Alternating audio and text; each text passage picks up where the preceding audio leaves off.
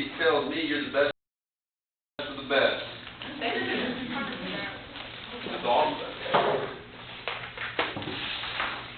How you want to do this, Andy? What do you mean? Let it rip? Let it rip. Let it rip.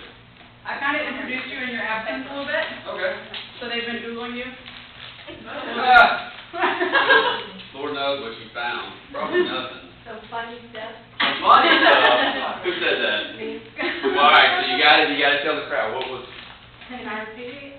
I don't know. I'm like, I guess you're so. live and you're like talking about handshakes and you're like, I don't want no weak ass handshake. Can I repeat it? Well, look, that's, I was texting with somebody yesterday. We all have, like, funny stories in our life. And I went to UCA in Conway. And there's one of those moments in my life that I'm glad there was no social media at the time. Plain and simple. I know what it was. Has everybody seen, you might not have, you might have, it's a gift. And it was the Chris Farley, Patrick Swayze skit on Saturday Night Live. Does anybody know what I'm talking about? Like the Chippendale skit. All right, this is me being completely vulnerable right now. You can Google that, and you'll laugh your ass off on it. Well, at UCA, I was put up in like kind of a talent show contest, and as a joke, myself and my fraternity brother did that skit. Yeah. What frat were you in? I was a 6 tall. I was a Sigma Kappa. All right. There we go. See, we're already making connections. So, with that being said, if that shows up on Google, then I'm in trouble. But awesome. But no, Andy was telling me that you're the best of the best, and that is something that when I get to do this, I love that, and congratulations. And you know, but the one thing I will tell you, and this is the one thing that I've learned, is don't rest on that past victory, and that's what I want to talk about today, more than anything. And I'm a super open, vulnerable guy. You can ask me any questions. I've been through a ton that I have personally put myself through and my family through. And when Paul and Andy asked me to do this, and I said, sure, I would love to do it. And I was like, what the hell am I going to talk about? Like, what am I going to actually get across? And the one thing that I do know very, very well is why I was created. But it's taken me through the struggle to get to that place. And I think a lot of us, in particular, struggle with that, honestly. And that's really what I have learned over the course really since of my life, that without struggle, without pain, we would not be where we are. But so many of us don't look at it that way. Now, I'm not a motivational speaker. Please understand that, because I think motivation is like fuel in your car, meaning like you can fill it up and then all of a sudden it's on E and you're going to have to fill it up again, right? It really is. You can watch all the YouTube videos in the world, and if you're not really experiencing any kind of change, it has nothing to do with motivation on the YouTube video. I'm a very big believer on extreme ownership. And I ran away from it for so long, as so many people do, because we want to avoid pain, but when you do that, it actually makes it more painful in the long run. So when I was thinking about it, and I do this, and I actually sit in your seat quite a bit, and I listen to a lot of guys and ladies across the country, and I go to conferences and all that, even pre-COVID. Now, the one thing I don't like is this. A, I don't like when I walk out of here and I'm like, why the hell did I just waste an hour of my time? Are y'all like that? Yeah. I am.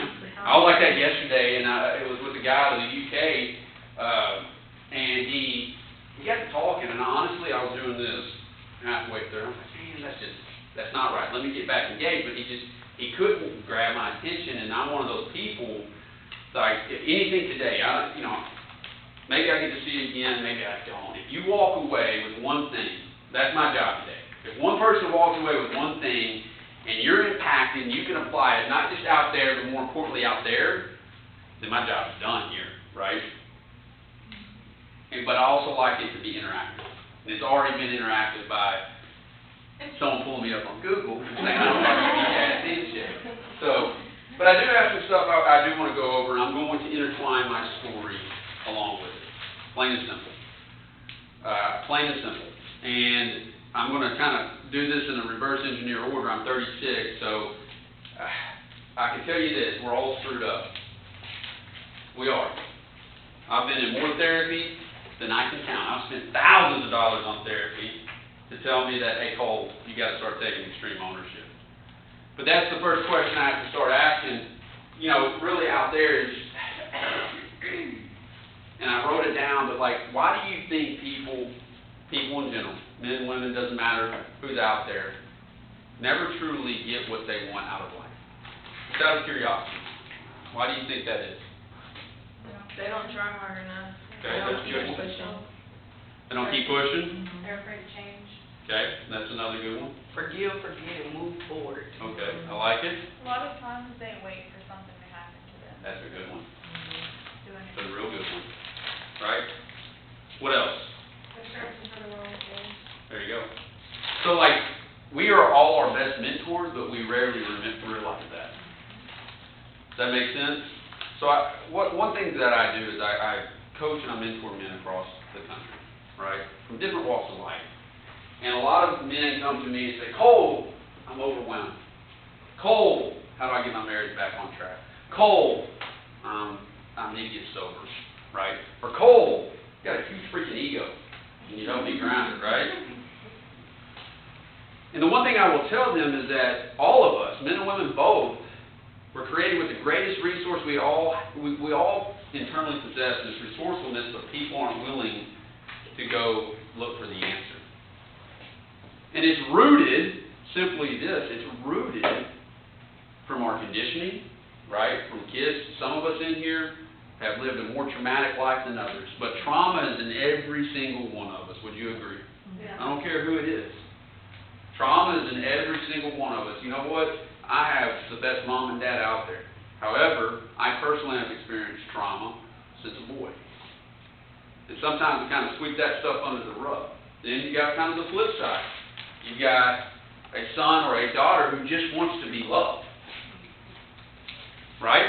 And then what we typically do, and this is how we are conditioned through our society, is that we grow up, and at one point in time we were imaginative. You know, we used our imagination, we created. I mean, think about one of the happiest people in the world is a 6-year-old, 7-year-old, 8-year-old. They get up, they move on. Wouldn't you agree? Yeah. But somewhere along the way, all of us said, you know what, I want to condition myself to not experience that anymore. I'm going to live what I call the box life. And I didn't really make that famous. Kanye West did. He talked about what that truly means. And this is what it just blows my mind, kind of going back to that first question, and I'll get to my portion of the story here in a second. You know, we live in a box, whether it be our apartment or our house, right? And we have these dreams. We want to do better. If you want to do better, you would not be sitting here. Am I right? You're not just showing up just for your health. I'm not up here just to suck the oxygen out of the room. That's not my goal here, right? But we get in this mindset that we go to school, whether it be at school or military, or we start our own job, and then we live in this box mentality. I live in a box, I pack a box, which would be my lunch, I get in my box, I start driving to the box, and then I repeat it. And it becomes the circle, and then all of a sudden, we're in our 30s, 40s, and we're dead, but we're still walking. Man and woman, I see it all the time. There's not a COVID-19, yes, it's a pandemic. The true pandemic is we buried more people in their 30s and 40s. Actually, more people in the 30s and 40s die, but we just don't bury them until they're in their 80s. And that's God's truth. Because we truly had someone tell us in our conditioning a long time ago that, hey, you're only worth $12 an hour. Does that ever happen to you? Yep. Does it ever happen to you? Yeah. Or someone's wanting to make you this small so they can make themselves this tall. You ever felt that? Yeah. Have you ever done that? I have. Yeah. Who said that? Thank you. You know, let's not BS. Like, you know, at the end of the day, you've got to deal with your own stuff because no one, including me, is coming to save you. And therefore, it is your responsibility to honor the struggle. So, a portion of my story is this. So, I went to UCA, like I said, and I'm a Conway boy, but I had to get out. I could see the hedonic treadmill. What that basically means is this. You can crank it up to level 10, you can put the incline on level 10, but you're in the same spot.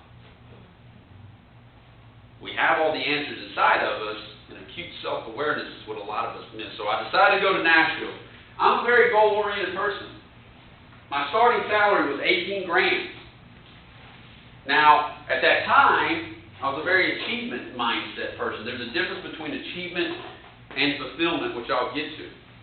So at 21, you heard a little bit of my story. I'm a Conway boy. My parents are still married. Mom and Dad are still married.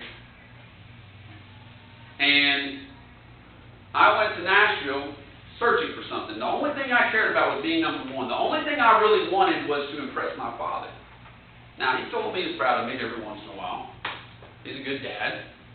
But that's what my motivation was. I wanted to make sure you were proud of me, but never through that process did I ever take the opportunity to actually fulfill myself. Hopefully I'm making sense in what I'm saying. A lot of us go out there and we're going, I'm going to graduate from this school right now. I'm going to go to this boutique and I'm going to go just kill it because I want you to tell me how good I'm doing because I need your love, right? So at 21, what I decided to do is go out to Nashville.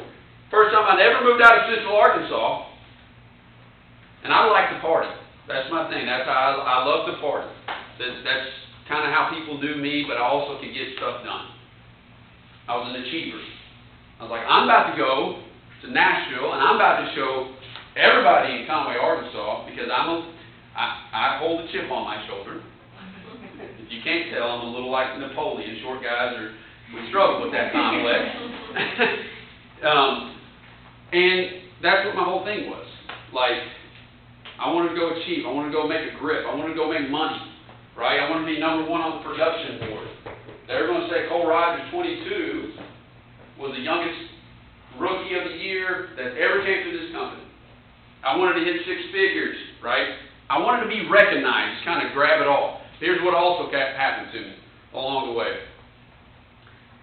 Habits started to form that I didn't have the courage to take care of then because I was too busy with an achievement mindset trying to impress others. Started cocaine, and through college I brought in Adderall, which a lot of people say, well, Adderall's not a big deal. When you're crushing it up and snorting it, it is a big deal. But back in college was, hey, we got to study and cram for this final, then all of a sudden, let's go to a party, all of a sudden, let's crush it up and snort it, right? And all of a sudden, oh man, I don't need that. But on the outside, and this is what happens a lot of time, we all wear masks. I call it the mask of masculinity. For me, I can present myself to Kimmy differently than I can present myself to Dominique. But inside, when I go back and I stare at that person in the mirror, that's where the real fight was going on. Now, I can produce like none other. And when I would come back to Central Arkansas and go to Gasano's or one of those bars and one of the two in Conway, I would buy everybody's drinks because I wanted you to like me. I wanted to show you how successful I was. Plain and simple. I wanted to date the prettiest girl, type of deal. Mentality was a crock of shit. Excuse my language, and I'm sorry, Andy. I get fired up. I won't use the other one. He did give me strict rules before I walked in here. If you watch his podcast. Yeah. Yes. Yeah, so I'm very tame. But to that point, that's where the journey really started. And I could see that I was going to a place. Now, don't get me wrong. Like, this is where a lot of professionals get confused. It really is. Like, I was experiencing success. I started at 18 grand in salary. Hell, coming out of college, I was like, that's awesome. First year, made 42 grand with commissions. It's the most money I've ever made. Plain and simple. It was a drug to me. So I started getting confused and focusing on the wrong things. Does that make sense? There were times that I would literally cry my eyes out with my mom on the phone. Literally, 23, 24 years old. Didn't know how to emotionally handle it. So I said, you know what? I ended up getting number one producer. Now I needed the promotion. I go to North Carolina. I've got to leave all this behind. So I go to Raleigh, North Carolina. Work my ass off. Work my ass off and really hated what I do. And that's the first thing I tell everybody when people ask me. If you're in this for a job, you're in it for the wrong reason. See, what lost is this. And this is where I met my wife, and the story even gets a little, the plot thickens after that point. But, I asked that question, what prevents people from doing what they truly want in life? Because we really don't lock in on who we truly want to become. We kind of focus on what we want to achieve. Does that make sense of what I'm saying? Yeah. Not only are you here for a reason, now it could be that I need to feed my children. It could be that I want to make my life better than it was here, right? But you have to see in your mind, literally, see in your mind, male, female, doesn't matter, who you truly are looking to become. When men come to me, what they are asking is me to give them permission to say, hey, brother, step into the real you. Because you've been conditioned to benchmark yourself on sex, athletics, and money as a man. Right? And I said, for us, we don't think about that. We really don't think about the who part of it. And the other part of it is, too, is why. Like, why? Why am I doing what I'm doing? Instead, kind of line ourselves up at these cocktail parties, and I just love to look at it, and you see all the fake people kind of talking, blah, blah, blah, blah, and someone asks you, hey, Cole, what do you do? That's like the number one question, right? Like, what do you do? What do you do? What do you do? It's like an opening question to get the conversation started. Flip it on them next time and say, why? Why do you do what you do? Right? So as I was in Nashville, that's kind of the part of my journey that I was looking at is that I went to Raleigh searching for something else. I needed to get away from Nashville, had my time, moved to Raleigh, meet my wife, Ashley. Met her on eHarmony. Did you say Ashley? Uh-huh. She's a great person. She is. Ashleys are the best. So, met her on eHarmony, but this is where, so I struggled with the, so I said, you know what, I'm going to put the cocaine back there, I'm going to leave the Adderall back there, let me just start new, right? No one knew anything either, because everybody that I knew was here. It was easy to present one thing here and present something else there. And all my employer knew was my production, right? Working 70 hours a week, income skyrockets, but I'm still not happy. Like, how does that work? That's kind of one of my other questions, is like, what makes someone truly happy? Meet Ashley, beautiful woman, we connect. I'll tell you this, took her out for a date, and I was like, I would never date a girl with lap dogs. That's what I did. She had two. She had two little fur. I was like, no, that's just kind of a part. That's back to myself, like, God almighty. She had two little lap dogs, and she actually come over, and sure enough, it came over, and they run in, and they, of course, lick me. Just, lick me down. I'm like, all right, someone's trying to tell me something. Like, this girl is here to ground me. That's what I kept thinking. Like, I need someone, because my personality is very much, like, I can run through that wall. And that's something that I found the most lovable thing about my wife, Ashley. She is definitely better than me. God definitely put her in my life for a reason. And someone asked me at the lake last weekend, if she was not here, where would you be? And I said, I have no freaking clue. That makes my heart go. And that's true. And that's true. Now, I'm not going to tell you it's been easy, because it has been far from easy. So when we got married in the East Coast, I decided to get out of what I was doing and start my own business. Took a pay cut that was half of what I was doing. Yeah, so leaned into it. But so many of us, we don't do that. We really don't. It's basically we settle and we have this upper limit mindset because this is what our family's done, so this is what I should do, right? Or I'm sitting here listening to my significant other and they're trying to make me feel this small to make them feel that tall. I'm just using examples of what I've seen in coaching, all right? And so we stay there. We settle. Now, Ashley's always been the one like, no, we got to grow. You got to grow. I believe in you.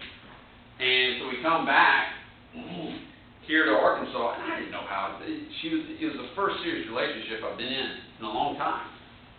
I didn't know how to navigate this new business that I had to grow, right? a new wife, and then she was pregnant. I mean, we got married, she was pregnant. I blew my Achilles tendon out playing basketball. I work off commissions. So all I knew what to do was what? Resort back to my old habits, because that's what I had to follow on. It's like, ramp it up. Ramp it up, folks.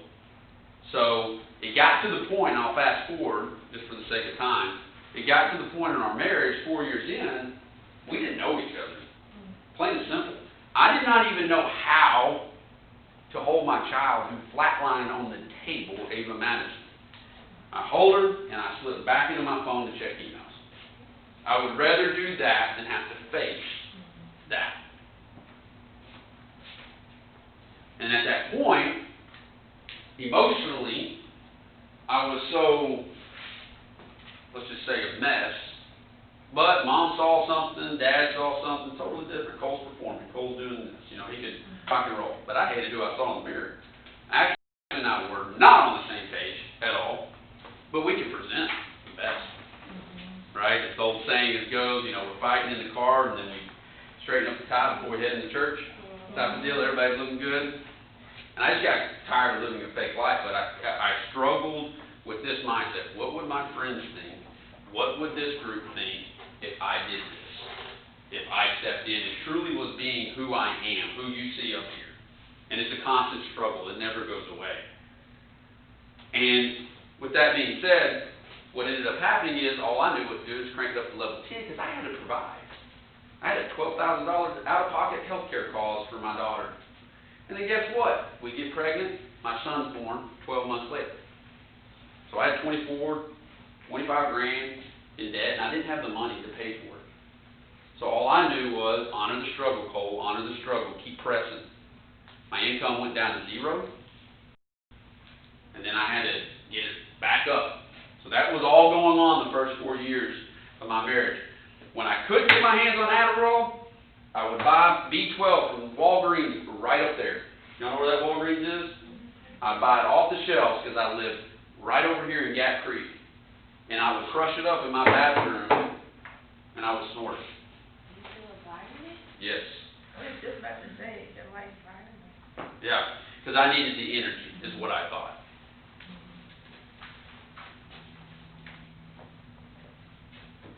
So it got to that tipping point with her. She was done. And if anybody knows me, I don't quit. That's just not who I am. Like, meaning I don't quit. You'll have to kill me before I quit. And I wasn't going to lose her. You know, and the piece of it is too, and the reason why I say a lot of this stuff is that it's therapeutic for me too to talk about it. And I don't have any shame of being who I am. We were at Ole Miss watching Ole Miss play UCA. She was pregnant with Landon. I did cocaine off the counter right next to her. She was asleep. I went out all night, decided to go out on the square, come back for her to wake up, for me to drive us home. I was high, and be pulled over by the police. You know why the police let me go? She gave me the biggest death stare ever. And he looked and he said, "Brother." She gonna kill you? Yeah. There ain't no point in you using me right now. She gonna get You might as well call the attorney Right. because your ass going in the ground.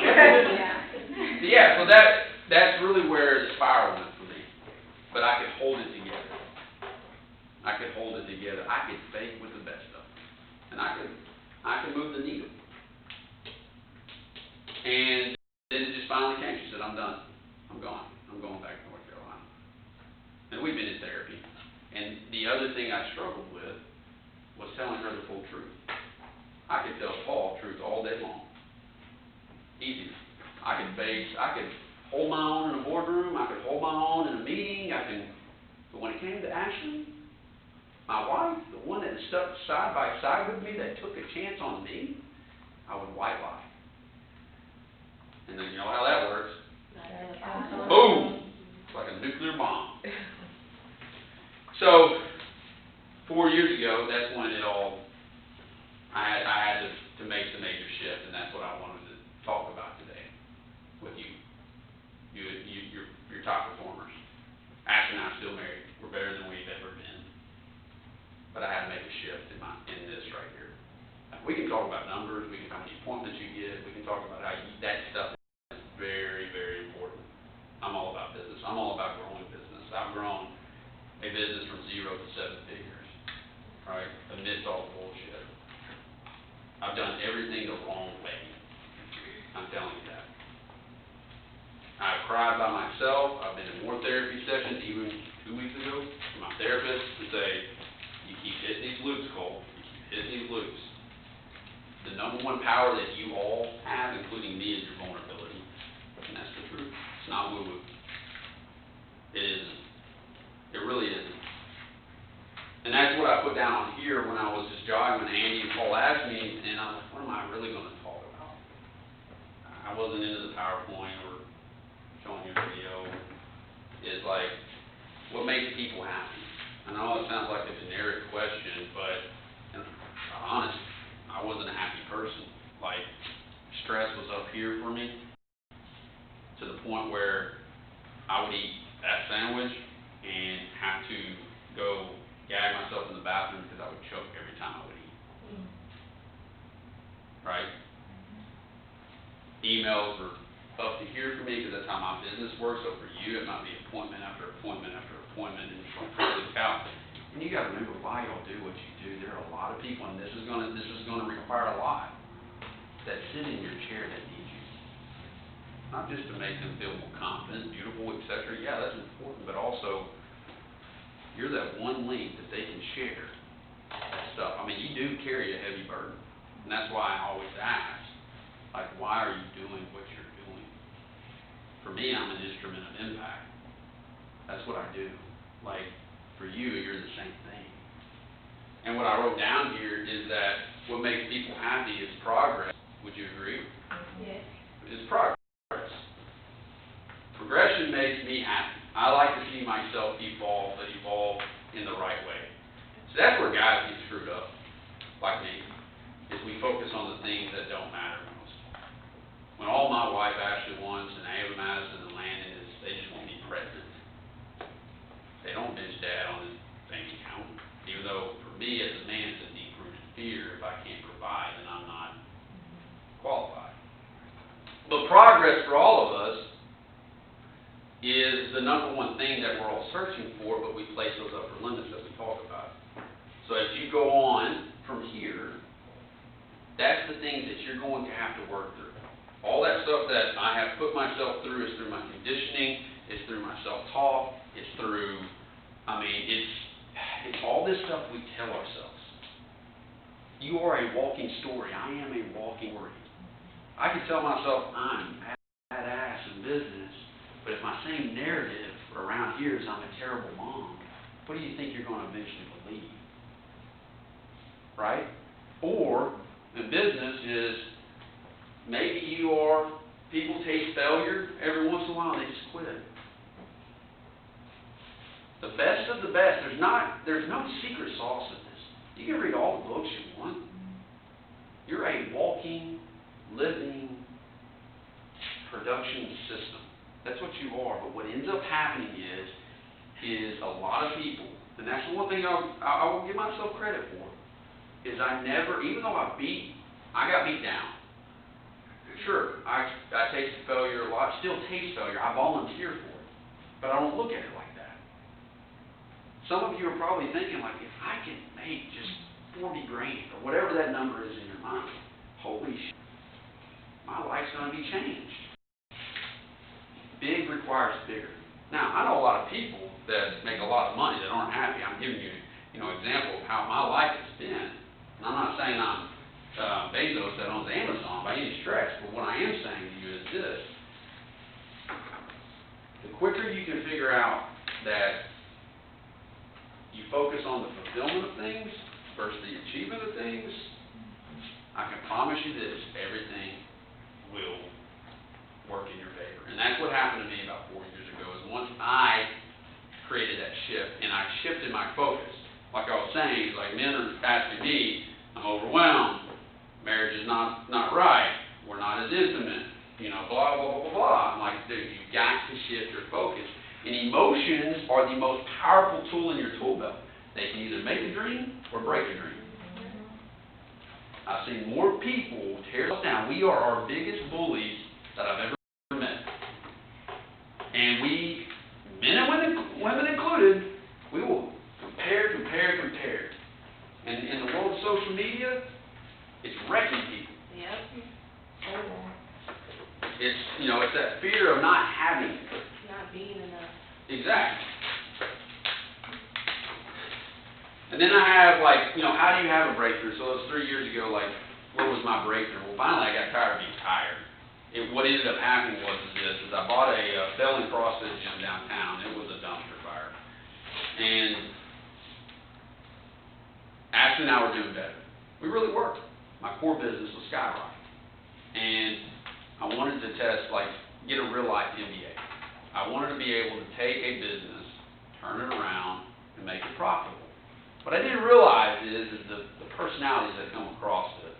Pretty interesting group, right? I pretty much bought a fraternity/sorority, and it was hell on wheels for the first 12 months. So I ended up basically covering everybody's payroll because the business couldn't cover it for 12 months out of my own pocket. None of my coaches were not going to not get paid. But we were dumping cash into it. And it was, just keep it going. Ashley would ask me, what are we doing? And I would white lie. So I'm on this path of rebuilding and redemption, right? She can see a better Cole. She can see a more present Cole, but I was still had those loops. I'd kicked cocaine, I'd kicked Adderall for good. But it was just me. So I decided to go to a mini hell week ran by SEALs in California. And I was 1 of 9 out of 50 to graduate, but my teammate died. Right at my feet at the very end. His name's Kurt DeLeon. And it woke me up. And then I went on a Christian radio show here locally, and they said, hey, tell me your whole story. Now, this was like a 2-hour deal. So I did, and I told it just more in depth, and she was listening, and she'd never heard. Ashley was listening, and she never heard anything I just told you. So everything I'm telling you is this. You can work your ass off to get to the top of the mountain, and take something like that just to bring you right back down. And so I had to go to rebuilding again. And when she was sitting on one end of the couch crying, I was sitting on the other, and I'm saying, here we are again. What ended up happening? That inner narrator, that story kept going. Damn, you're screwed up, bro. Again, you hurt someone you love. Again. And what I found was this, is that I was focusing on things, of course, but at the end of the day, I was the vehicle. I finally had to tell myself in the mirror, this part is part of my story. This is part of my struggle, but now it's time to make it mine. Does that make sense, what I'm saying there? And that's where the whole thing changed for me. That's where the whole thing changed for you. It's we always want to think about strategy, but really it's our story. It's once you leave here, it's that story you constantly tell yourself. It's, so what if someone gets a bad haircut? You just learned. Good. Won't happen again. Right? Yeah. Instead of saying, holy shit. They're never coming back. This is going to wreck the whole thing. You start thinking chicken little. It's catastrophe. See what I'm saying? And then it talks about, and what I start thinking about is this, is that also, is that mindset aspect of things. Once I change my emotional state, everything drives off of that. Not feelings, emotions, there is a difference. Once I finally made that commitment to truly be vulnerable, and that was the biggest thing for me, I learned that I just didn't have anybody in my life. I was fighting life alone. But when I ultimately became vulnerable and ultimately started owning everything, things started changing. When I started focusing on fulfillment versus achievement, I achieved everything that I wanted without it having to be my primary aim. And then the last thing is this, is the one thing I'm going to tell you is right now, start identifying what your non-negotiables are. Because through that journey for me, and still, If you don't prioritize your life, someone else will. You really will. And you'll start finding yourself getting further and further away of things that you truly love and truly were created for. So what are your non-negotiables?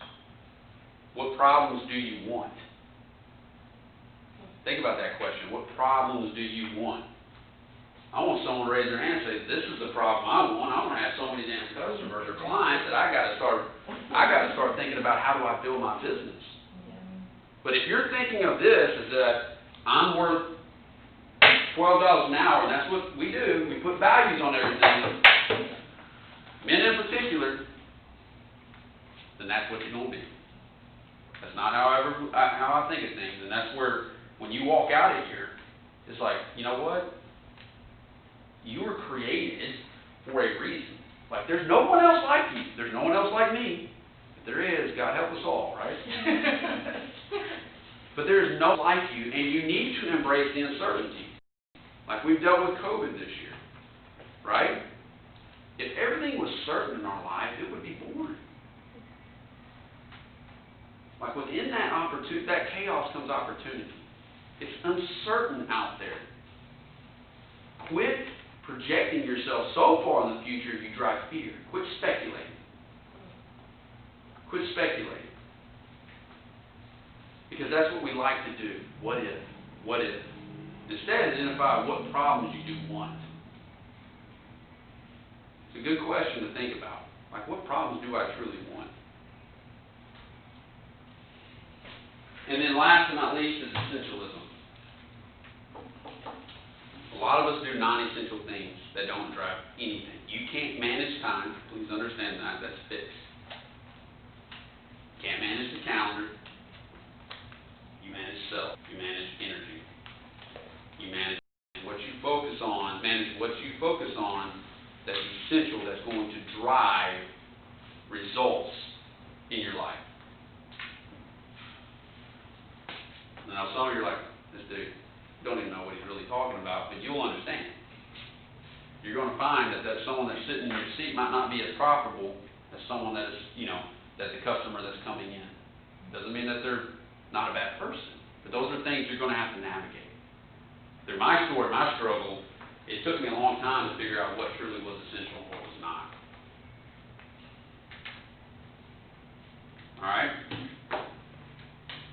So I do have one last thing I need your help with. Will y'all help me with this? Sure. All right, perfect. First of all, y'all have any questions? Not yet. All right. What makes people happy? Progress. Okay. What else? Ashton, what else? Communication. Okay. Dominique? Check your surroundings. Surroundings, all right. It's not woo-woo. I mean, it's true. Soul satisfaction. All right, I like it. Making others happy. How do you say it again? Making others happy. Yes. Yeah. Gratitude reciprocates, for sure. What about, how do you have a breakthrough? Because you're going to hit walls. I had a call the other day, call up, hit a wall. What do I do? Well, what do you do? Keep going. Say it again? Change. Change? Change something. Change something, that's right. Identify the breakthrough to work through it. Don't just let it, stop you. See what caused it. That's right. Yeah. That part.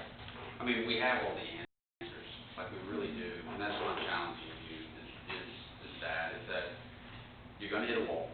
Say, good. Why is that here? You're going to hit adversity. Good. Don't label yourself. Don't tell this story that's complete bullshit. Tell one that is true. Change the story, change the life mindset. All right? So, another question. And I need a woman's point of view on this.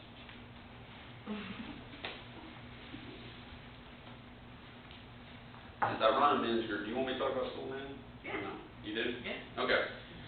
So I started an organization when all this happened, kind of that 3-year mark ago. I set out to create something for men that was totally different. Really for men to be able to be raw and real. Make vulnerability cool. plain and simple. So, of itself, school man was born. It was born out of my need. I mean, I needed to get my crap together, and I respond very well to guys that have a direct conversation. No bullshit, no fluff, no math. Let's just get down to it. Like, we need to help each other. We need to make each other better. And that's what I tell people. How do you become a better father? Surround yourself with better fathers. How do you become a better husband? Surround yourself with better husbands, right? Yeah. That goes for all of us, universal. And that's what I went out and did, and that's what we do. We create real men. And there's a whole process to it. I believe in the earned philosophy. I don't believe that you just show up and things should just automatically happen. It doesn't work that way. That's why you're here. Like, you're going to earn every step, and you should be. That's why I carry a chip on my shoulder in a positive way. For all the people that told me it's not going to work, for the people that made fun of me when I originally launched School of Man, I laugh because those are the fuel. That's the fuel that I love. For someone in your life to say you're never going to be able to make this work long term. Prove them wrong to prove yourself that you're worthy, right? But that's what we believe, and that's our ethos. Everything is earned, because there will be a knock at the door for everybody in here. I don't care who you are. And what ends up happening is that box lifestyle is pretty lonely. Doing life alone sucks. But we do life a lot of times, and this is what I want to challenge you to do, with the wrong people. You look at your life, and you can bet on it. 5 closest people are going to be a direct reflection of what you're getting in life. That's the truth. But that's what we do. I mean, that's my job, is that if I can help create a better man through my story, he creates. For me, I'm going through something right now. I had to go to therapy a couple weeks ago, and it's going back to my marriage. I'm having some old habit loops, not with the cocaine or Adderall, but just from an emotional perspective, right? So that's the SOM. That's the SOM. It's a little bit more deep than that, but our mission is to create better men by helping them focus on what matters most. So this was the question. In your opinion, what makes a real man? Honesty, Okay, I like that one. Honesty, communication. say, I say compassion. like that, compassion. Security. Yeah. I like it. Motivation. Who said that one? I heard motivation. What does that mean? You're always wanting to be better instead of staying stagnant. Progress. What else? Vulnerability is important. It's hard for us to do it with women.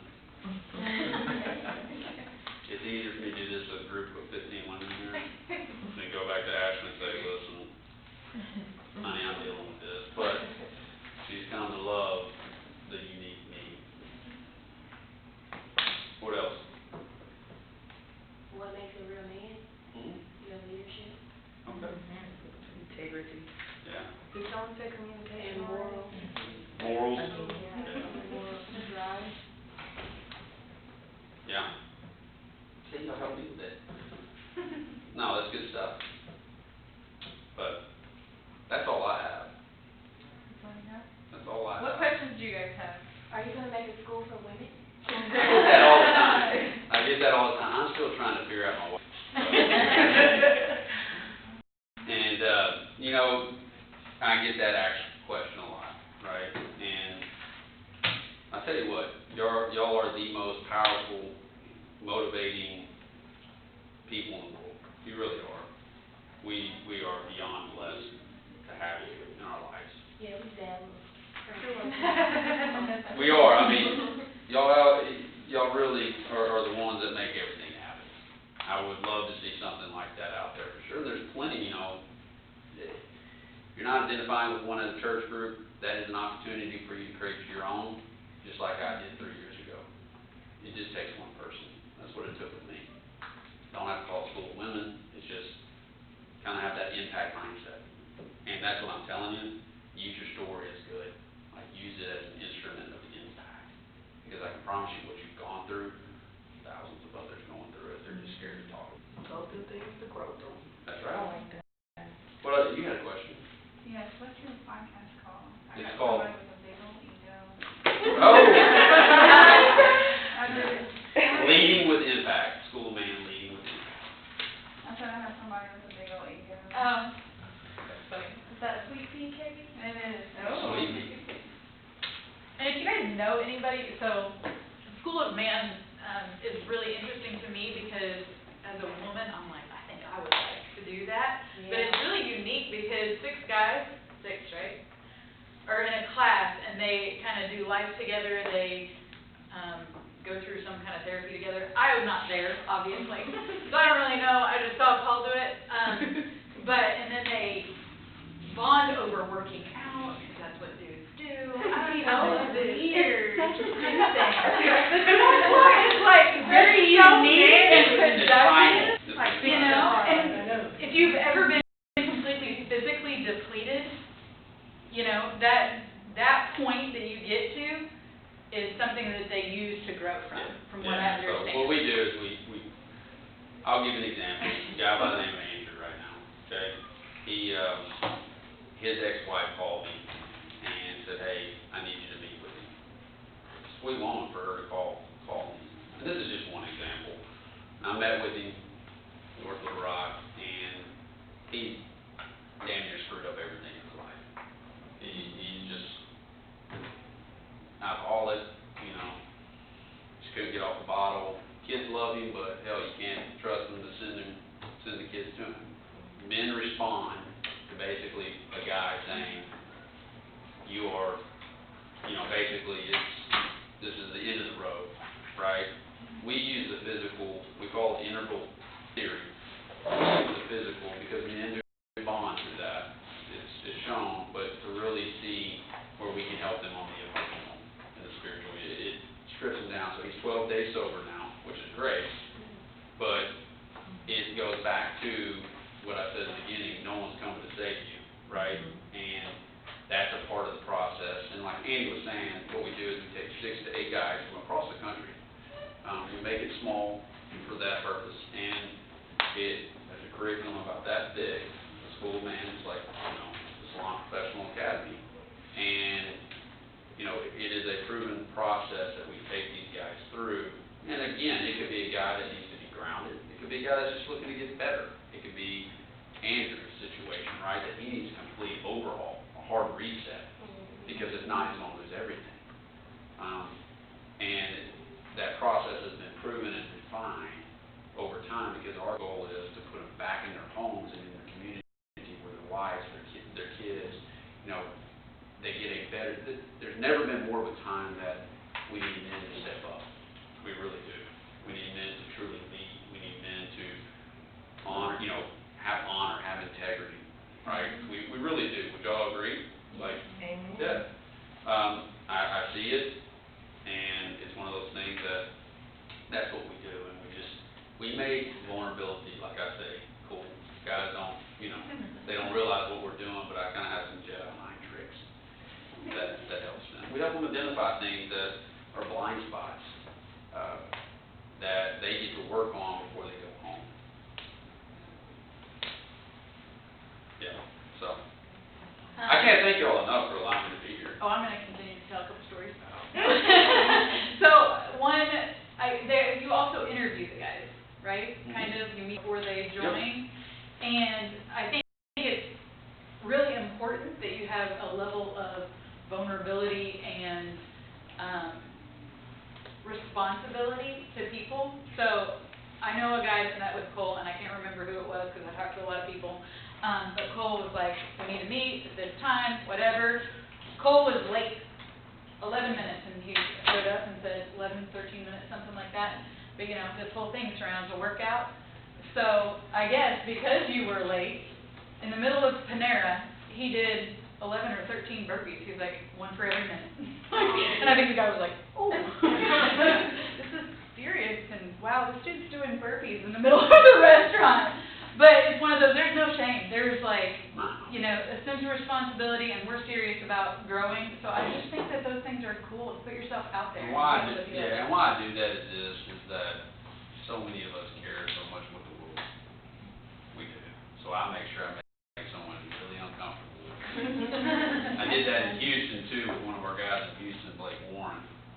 I was waiting on him, and we just started doing burpees right at the bar.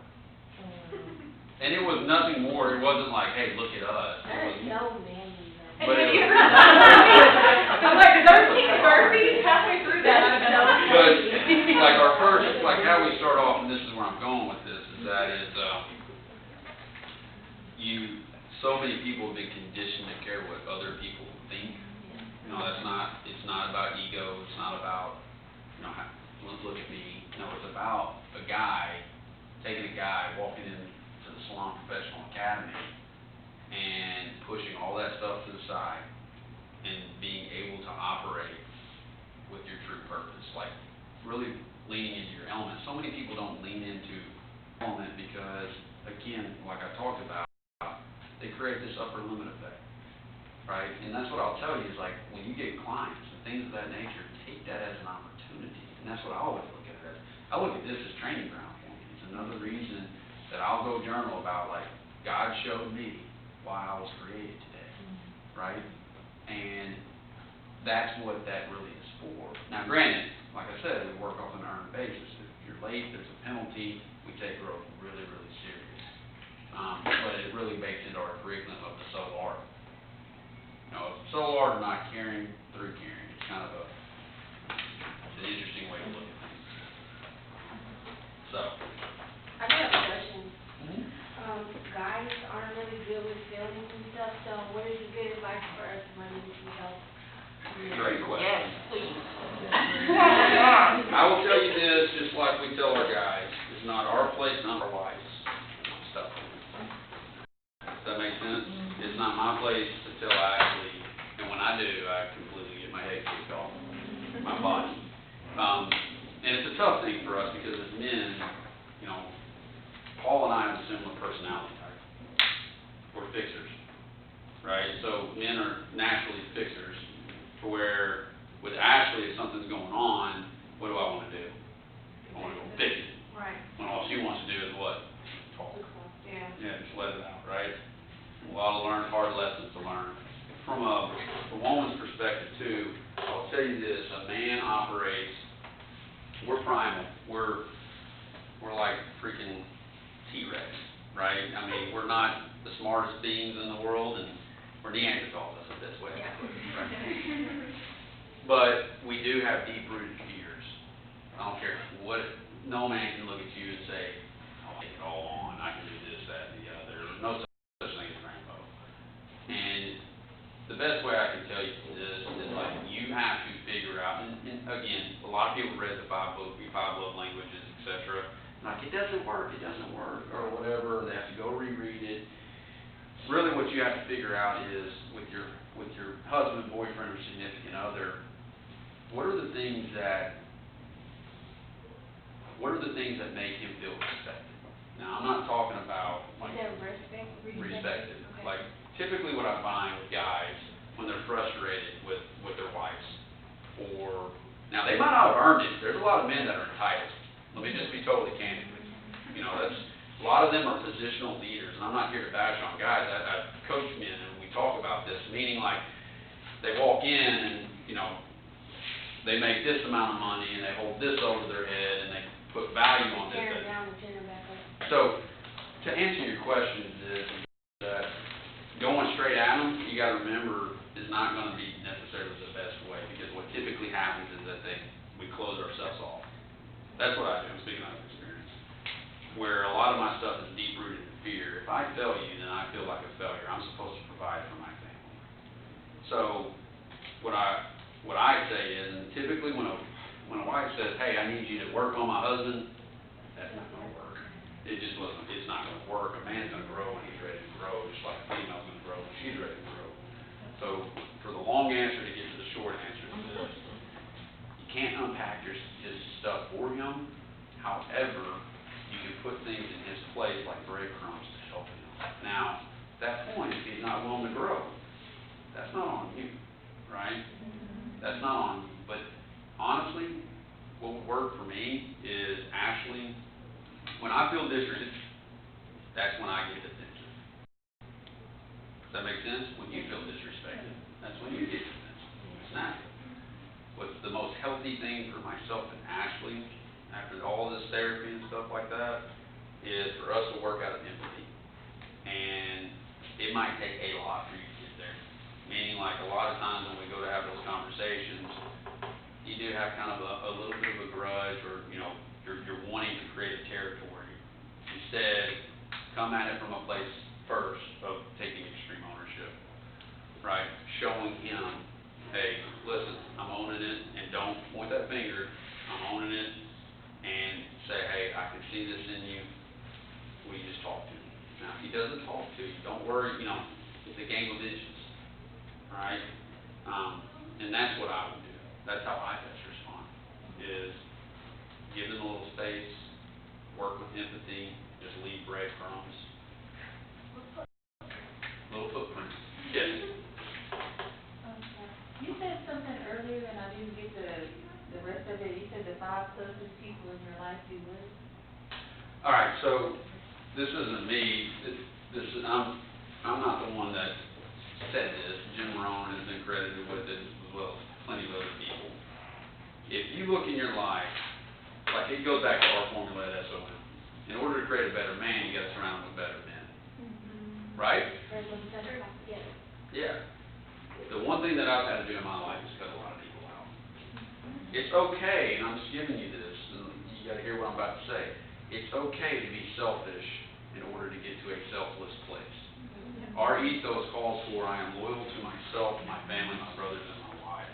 What I'm not saying there is you can't use unhealthy ego. We all have ego. You should all have ego. If you don't have ego, you're not in this room. That's why you're the best of the best. But you got to operate from a healthy sense. So in my 20s, I operated out of unhealthy ego. I've got some unhealthy ego going on right now in my relationship with Ashley. Nothing that can't be fixed, but I've gotten so aware of what's going on.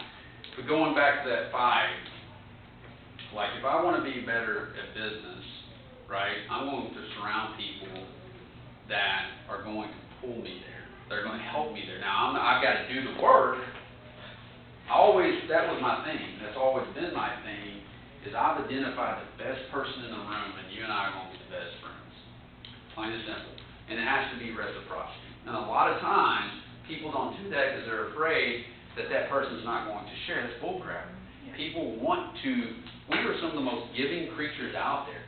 It makes you feel good to give, doesn't it? That's what you're doing. You're in service, right? Like for me, I would love nothing more for someone to say, hey, how did you do this? How did you do this? How did you do this? Etc. I love that, but so many of us don't do that. But that's what I was talking about, is you taking, you know, the average of your 5 closest, right, are going to typically be a reflection of where you are in life right now. Do what? Well, that's the truth. And a lot of us don't. I'll just be totally candid. My buddies in Conway, great guys, have a lot of fun, can have some drinks with them. But when the conversation hasn't changed in 18 years, do you think I really need to be hanging around them? About duck hunting? Women? Same old bullshit. And I got tired of it. And that's honestly why I left and went to Nashville. And I got tired of that story. And it's not like I'm selfish, like try to be a clique or anything like that. I have one life to live, and I'm not going to waste it. And that's right. Go ahead, Andy.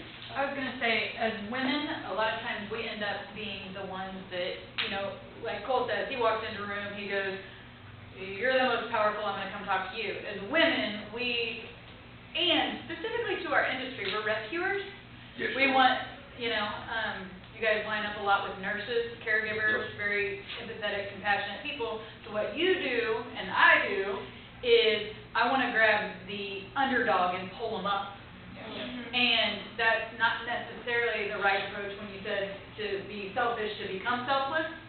That's something that should really resonate with especially you guys, because you're not always trying to rescue the weakest. You really need to surround yourself by somebody that's also going to help you. Yeah, so like I work with, in my core business, predominantly who I'm working with are women. They're in the HR departments, HR directors, benefits analysts, etc. Right? And they're nurturers too. And this, if you give everything away, you have nothing left to give. Like you are going, that's what I hear from this industry more than anything. At the end of the day, I'm exhausted. At the end of the day, and you heard me say this, you can't manage time, you manage self, you manage energy. That's what I mean by essentialism, right? And that's what I mean by developing your non-negotiables. Does that make sense to what I'm saying?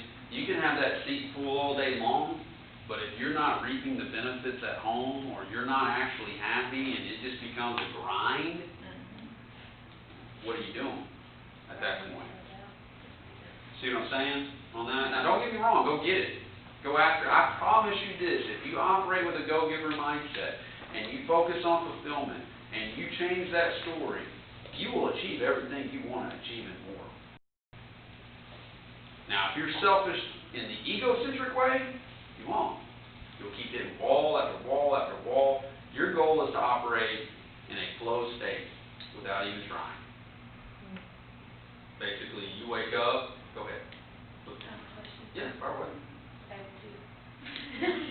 Once you have a business card, and two, I've been doing like the claims on my social media, like trying to follow people who are just actually doing something. So, what people do you follow on your social media?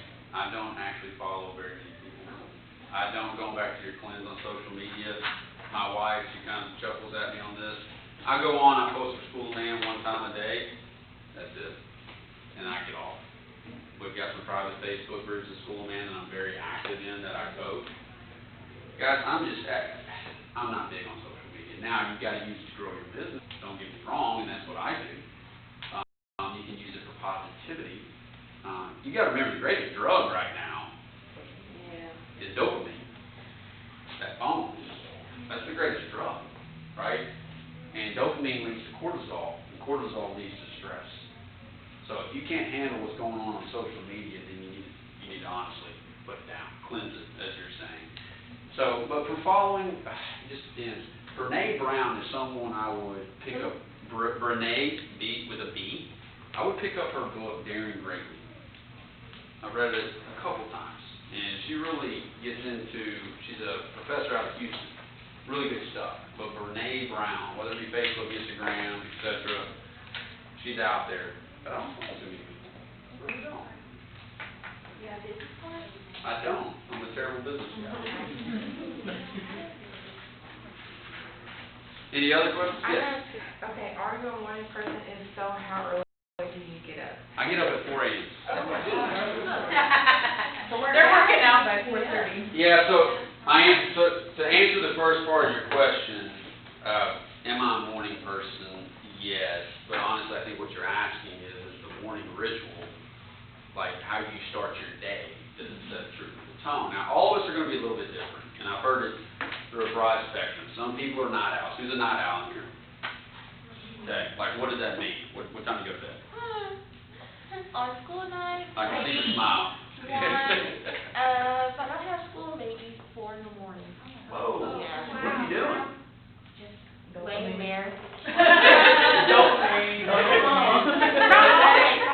Well, let's, insomnia. I only got a few more minutes because I know you guys got to go, but no, I do want to answer that real quick because one of the things that is one of my non-negotiables, all right? Number one is family for me because I have not made that a non-negotiable in the past.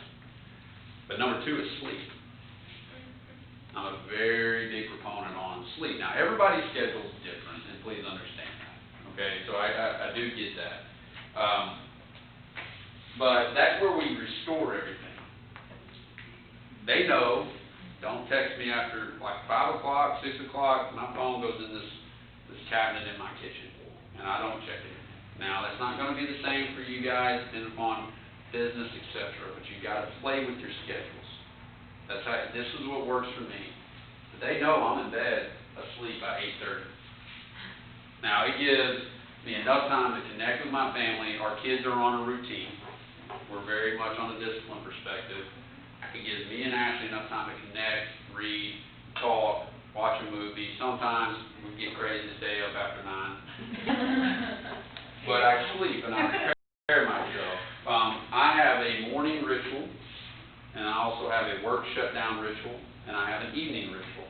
Here's what I was attempting to tell you. You have to develop systems in your life. So too many people are overwhelmed today, anxious, stressed, etc. It's because they have a faulty system or no system at all. It's just basically they wake up and they fly by the seat of their pants and they just do it over and over again and it just feels like they can't catch up. Have you ever felt that? Yeah, I mean, and there's going to be times like that, don't get me wrong. Periods of running gets really, really busy, but that's where you have to get into that place of managing yourself. Self-awareness is your greatest asset. Morning ritual for me this week, wake up at 4, right? I hydrate, I journal, I meditate. I'm big on meditation. Meditation, honestly, is what saved me because my mind was like a monkey jumping from branch to branch. I visualize, and then I move. I kind of have a formula, a priming formula for me. Movement could be walking to the stop sign and back, or it could be with what we do in SOM, pushing sleds and pressing logs. It just depends, right? And then by that time, my day is already planned, and this is what I tell everybody is, you should have white space in your calendar.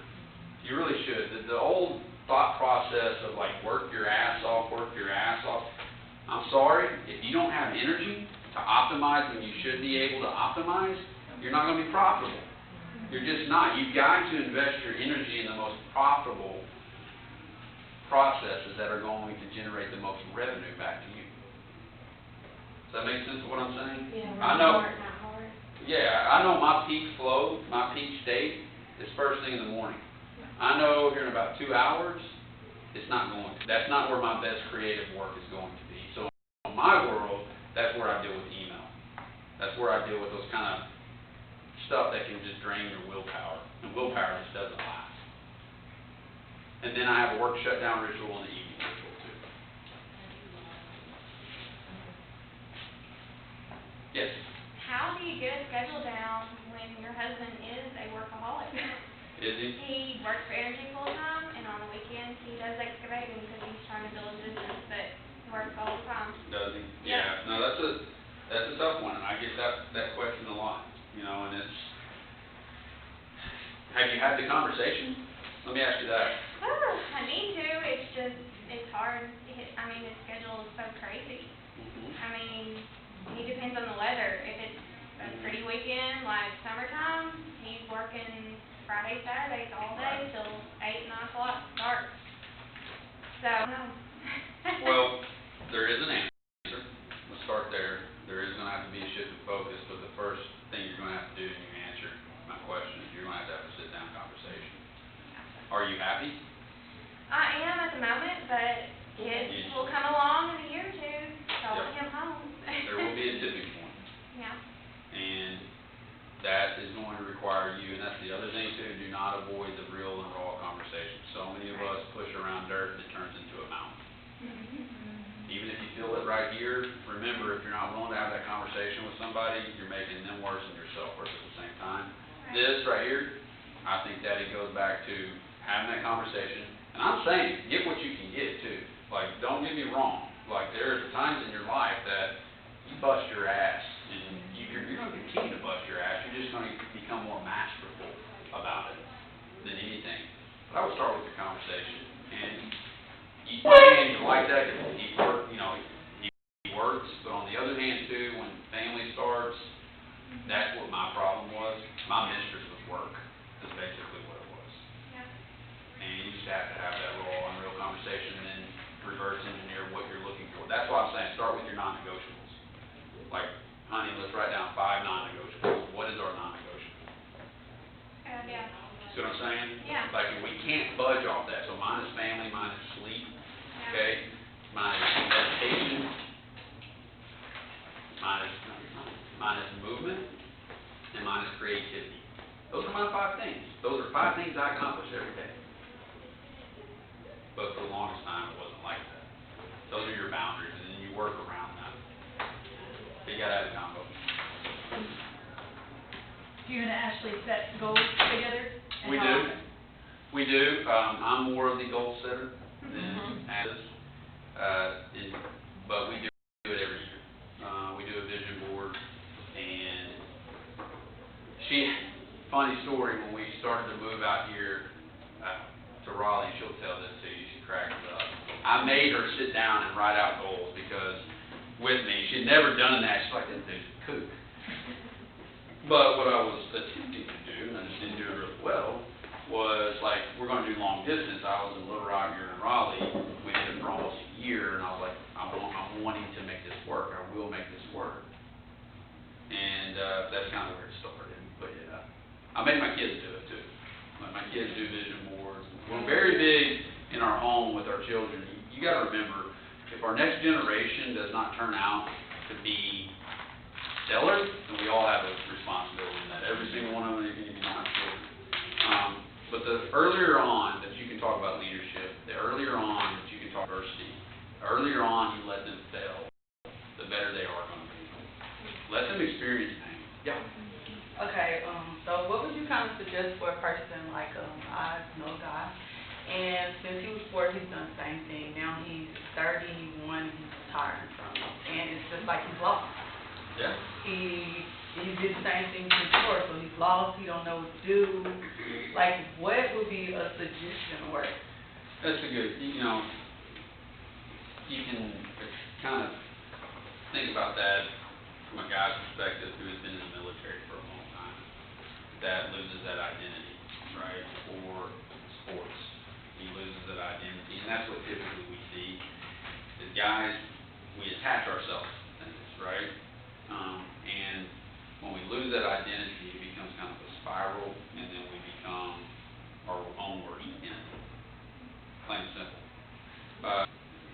Andrew, the guy I gave an example of earlier, same situation. He had an identity crisis, and he needed a team.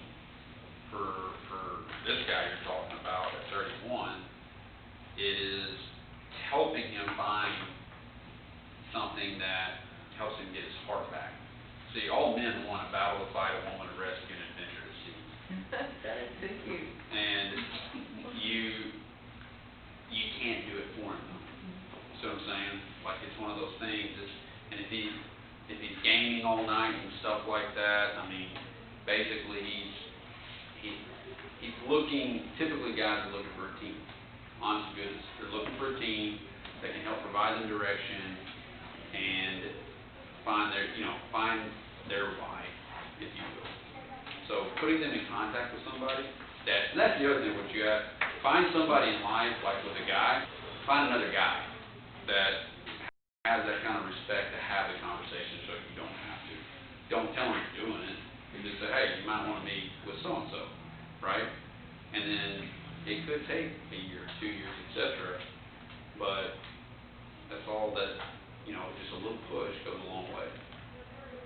I know that didn't answer your question. No, it really did.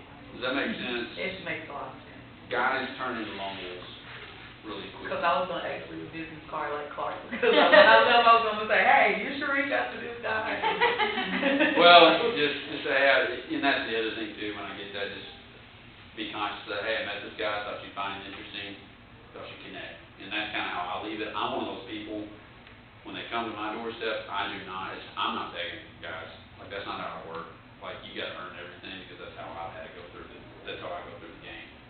Because at the end of the day, we have our greatest emotion that we all have is the hunger emotion. It is. Go ahead. I was gonna ask, what would you do if you lost Ashley? Like, how would you handle it? Got deep on them. I've thought about that. We actually have a meditation that we take our new guys through, which we're going to be doing. We have a retreat this weekend of that very thing. Is we take them down, we get them in a meditative state, and then we take them to what they think is their funeral. Once they see it in their mind's eye, and they open it up, the casket is a child or their daughter. And for me, I would give myself time to grieve, right? But also know I have 2 children that need a dad that's more committed than ever emotionally. Right? I wouldn't suppress my emotions because I know that what that does to me. When I bottle stuff up, I blow up in different ways. It's just how my personality is. I'd be devastated. I really would. My biggest challenge is connecting with my wife. It is, because we're 2 very strong little people. Right? To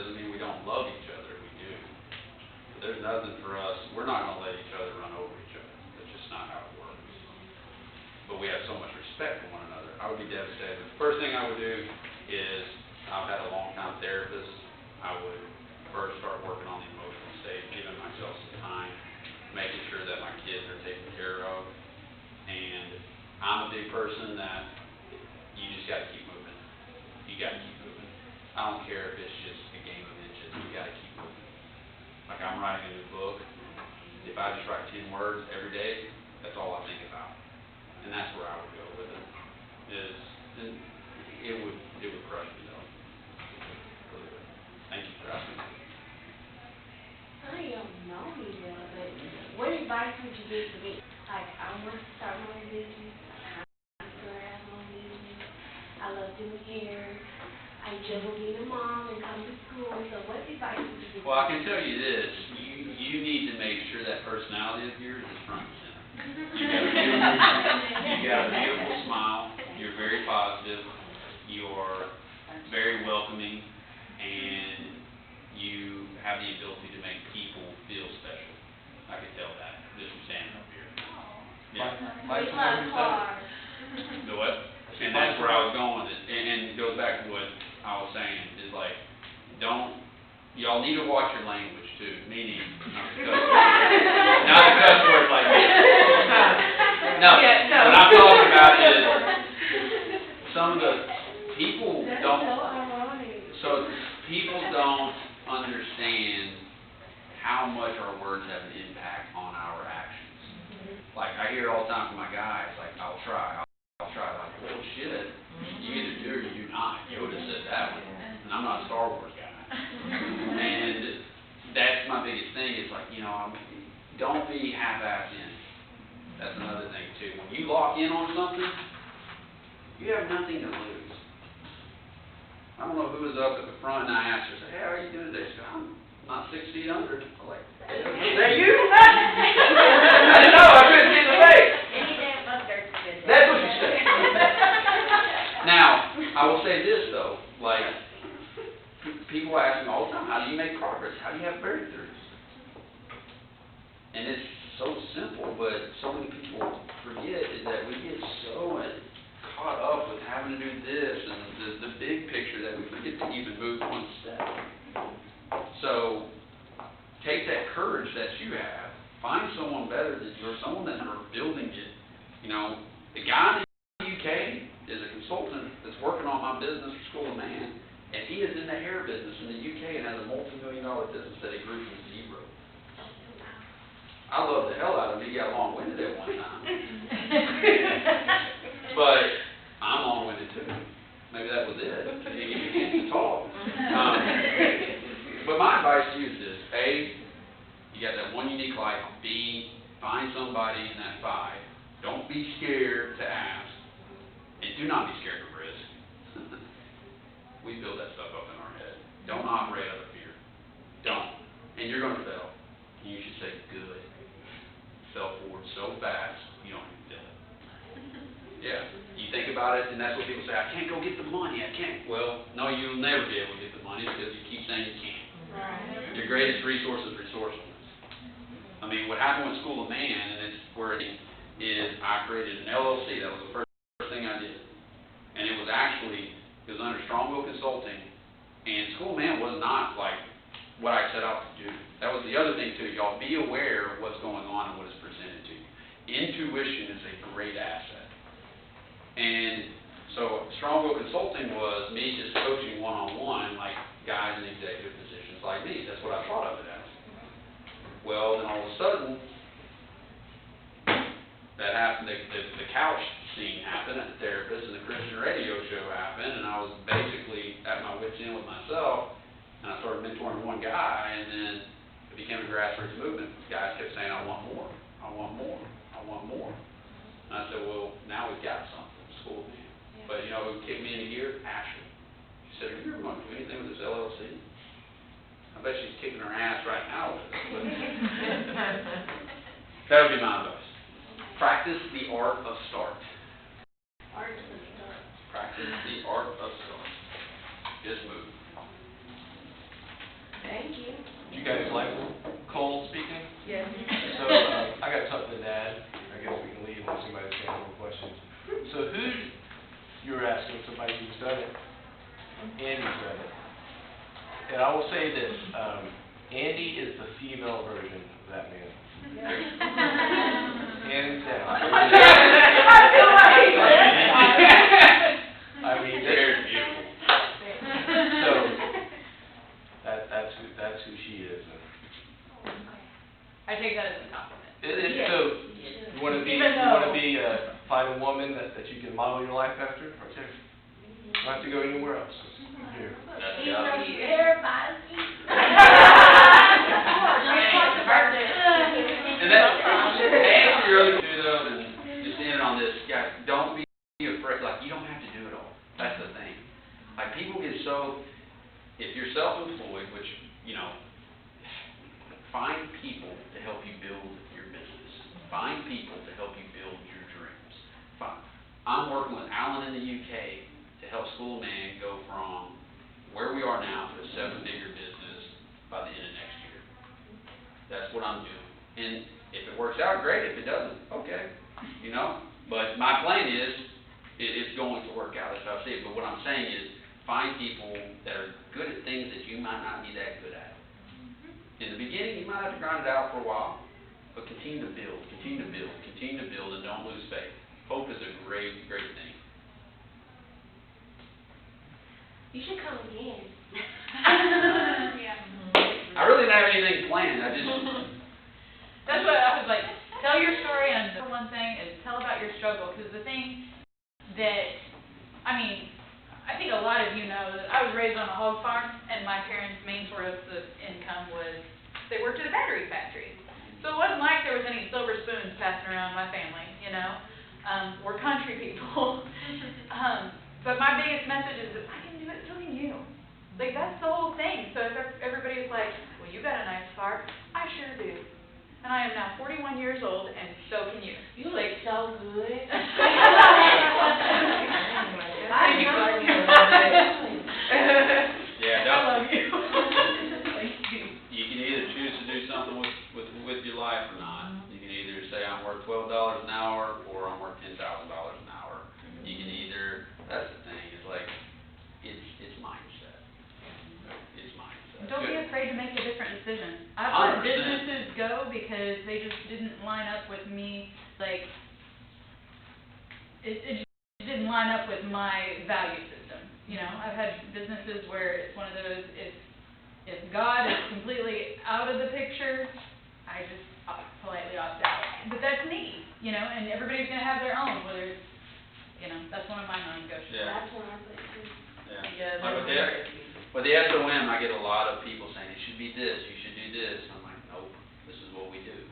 This is who we are. And it's okay if you're not in line with that, because People there's are other going to things. love us, or people are going to hate us. I don't know anybody in between, but I know what we do, and I know what we do really, really well, and that's the thing. Andy went to cosmetology school right out of high school, so for all of you that just finished, so she was where you guys were 5 years ago. 5 years ago. Any other questions for me?